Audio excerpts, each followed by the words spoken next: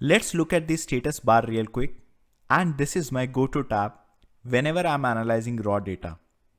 It has other features like zoom and page layouts as well, but we have already discussed about them in our previous videos. And I use this feature the most whenever I'm dealing with my status bar. So whenever we select some data, our status bar gives key insights about the selected portion. For example, if I select this column, it tells me there are 1001 rows, the average is 49.23, the maximum value is 90, and the minimum value is 10. We can further customize this to add or remove options. For example, here I added numerical count, which gives me the count of integers in my selected area. I usually pair it with my filter option to do quick data validation and recons.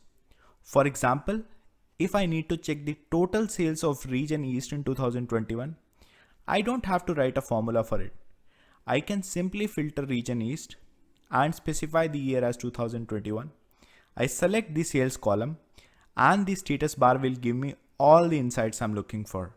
If I select the region column, it is only showing me the count because it recognizes that this column only contains text. We will be using this a lot for some quick checks in Excel and in Power BI as well. Now with this video, our first section is complete. In this, we understood the basics of Excel, quick access toolbar, Excel ribbon, and status bar.